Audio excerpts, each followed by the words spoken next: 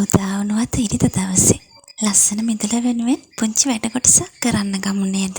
මිදුල මලින් පුරවන විශේෂ පොහොර වර්ග දෙකකුත් එක්කම ලස්සන පුංචි හැඩකාරියකුත් ඔයාලට හඳුන්වලා දෙන්න.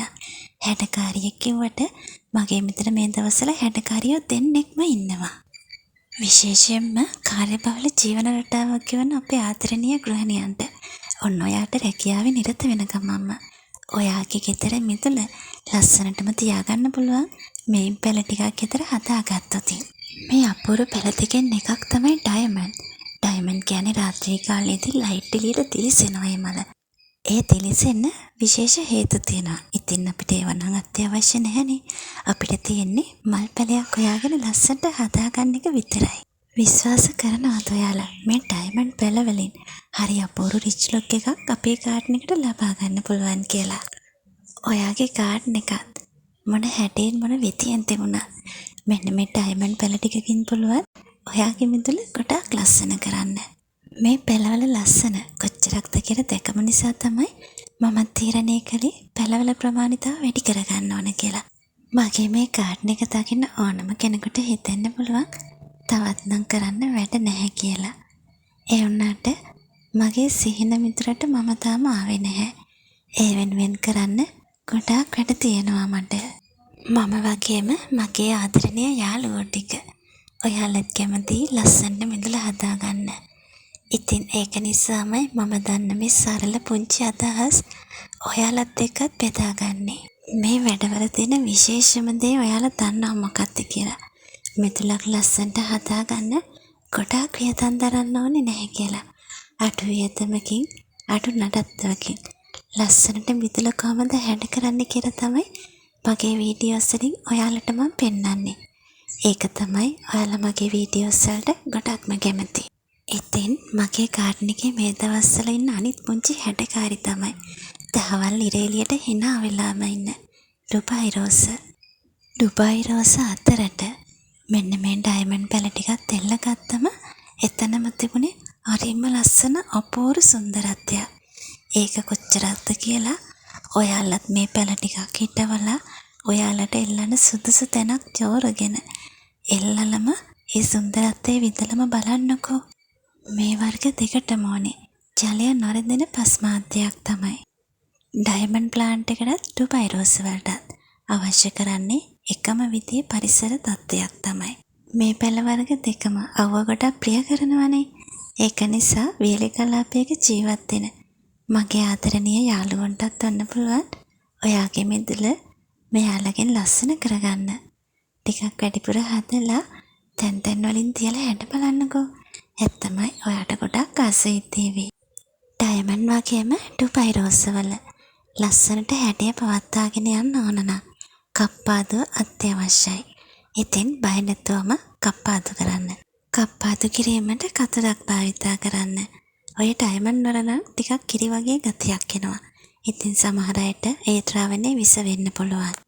කප්පාදු කිරීමෙන් පස්සේ අලුතෙන් එන තලුවල මල් පිපීම උත්තේජනය කරන්න අපිට ගෙදරින් ඉවත් කරගන්න විශේෂ පොහොර වර්ගයක් භාවිතා කරන්න පුළුවන්. කැමති කෙනෙකුට රසායනික පොහොරක් පාවිච්චි කරන්නත් පුළුවන්. කුස්සියෙන් ඉවත් කරන හාල් සෝදන පරිප්පු සෝදන වතුර එකතු කරලා තියාගෙන ඔයාගේ මේ මල් පිපෙන ගස් වලට දාන්න. ඒන් හොඳ පෝෂණයක් මේ මල් පැල වලට ලැබෙනවා. එක දිගට එක පැලයකට නම් ඒ ජලය යොදන්න එපා.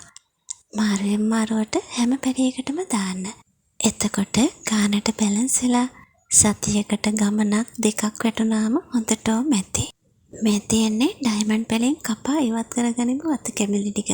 මේ ටික තිබුණා නම් මගේ ඩයමන්ඩ් පැලේ සාර්ථකව ලස්සනට හදාගන්න බැරව යනවා. අපි ආපහු පොහොර ගැන කතා කරමු නේද? ඔයාට අර ස්වභාවික පොහොර જાතිය ඇරෙන්න රසායනික පොහොර ඕනේ කියලා හිතනවා නම් NPK 20 උදේ කාලයේදී ස්ප්‍රේ කරන්න.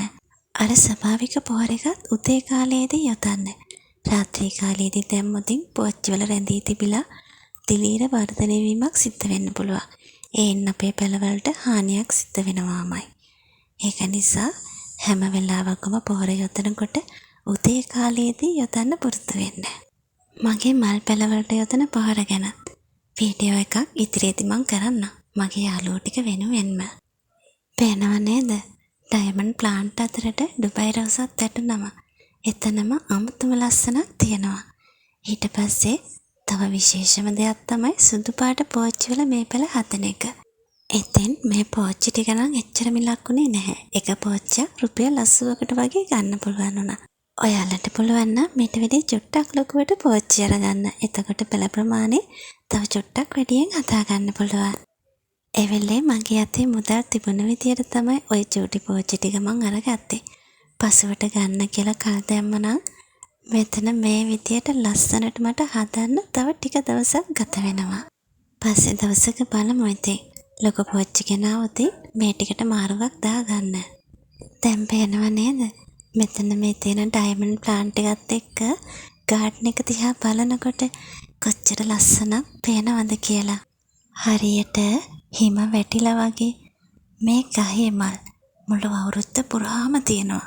එක දවසක් නෑර පිපෙනවා. ඉතින් වැඩියෙන් තියෙන මල් නුප්පුවෙන් අතු කපලා දැම්ම කියලා කිසි ප්‍රශ්නයක් නැහැ. පාට පාට මල් පිපෙන ජපන් රෝස අතරට මේ වගේ සුදු පාට මල් පැලයක් දෙකක් වැටෙනකොට පුදුම ලස්සනක් තමයි තියෙන්නේ. දැන් ඔයාටත් පුළුවන් ඔයාගේ ගාඩන් එකේ මේ පැලවලට සුදුසුම තැනක් තෝරගෙන. ඒ කියන්නේ අවුව කියන දේ අත්‍යවශ්‍යයිනේ.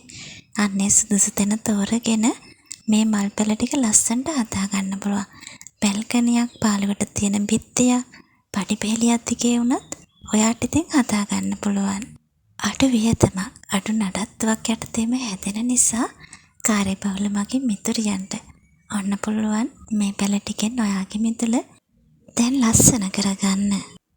මේ ජීවමාන සිතුවම් වල පුංචි සිත්තරාවි වෙන්න ඔන්න දැන් ඔයාට පුළුවන්. කොයිම වෙලාවකවත් හිතන්න එපා තාප්පකින් මට වුණු ඉඩමක මිතුලක් විතරයි ලස්සනට තියාගන්න පුළුවන් කියලා. ඒක එහෙම නැහැ. මගේ අත්දැකීමෙන් මම කියන්නේ ඉනි වැටවල් තියෙන ඉඩමක මිතුලක් වුණත් හරි ලස්සනට හිතුවොතින් නඩත්තු කරගෙන යන්න පුළුවන්. ඒකට මුලින්ම කරන්න ඕනේ ඔයාගේ ගෙදර වටේ හොඳට අතු ගාලා පිරිසිදු කරලා තියාගන්න ඕනේ. ඊට පස්සේ ඔයාට පාස්වෙන්ම හොයාගන්න පුළුවන් හැමදාමත් මල් පිපෙන පුංචි මල් ගස් ටිකක් හිටව ගන්න. ඒ හිමල් පිපෙනකොට ඔයාට ඔන්න මල් හදන්න තියෙන ආසාව ඉබේටම ඇති වෙනවා. කොච්චර ලස්සන මල් ಜಾති පළතවානේ මිලදී ගන්න තිබුණත් ඒ වගේම ඔයාගේ යාළුවෙක් ගෙදර ගන්න තිබුණත් ඔයා ජීවත් වෙන පරිසරයට ඒ මල් පැල ಜಾති වරුතු දෙන්නේ නැත්තම් හදන්න අරගෙන එන්න එපා. එතකොට වෙන්නේ ඒ මල් පැල ඔයාගේ ගෙදරදීම මියැදෙනවා. එතකොට ඔයා හිතන්නෙම අනේ මට නම් මල් හදන්න බෑමයි කියලා. ඒ එන සිතුවිල්ල තමයි ඔයාගේ ගෙදර ඔයාගේ මිතුරේ ලස්සනට මල් හැදෙන වැඩේ නැවතිලා යන්නේ. සමහර මිතුල්වල එක පැත්තක් තියෙනවා බලන්න හොයන්න වෙන්නෙම නැති. අනේ ඇත්තමයි. මගේ මිතුරෙත් ඔන්න එහෙම පැත්තක් තියෙනවා. ඔයාගේ මිතුලෙත් අන්න ඒ වගේ ඒරියා එකක් තියෙනවා නම් සූදානම් වෙමු නේද? මාත් එක්ක ලබන ඉරිදා ඒ වෙනුවෙන්ම වැඩ කරන්න. එතනිනුත් ඔයාටත් මට ලැබෙන විශේෂම වාසිය තමයි මගේ හිත ගියේම අඩු වියදමක් දරාගෙන වැඩි ලස්සනක් එකතු කරගන්න ඕන විදියක් ගැන. එහෙනම් ඒ වැඩේ මම සූදානම් කරගෙන එන්නම්. එතෙක් ඔයාලට සුබ සතියක් වේවා.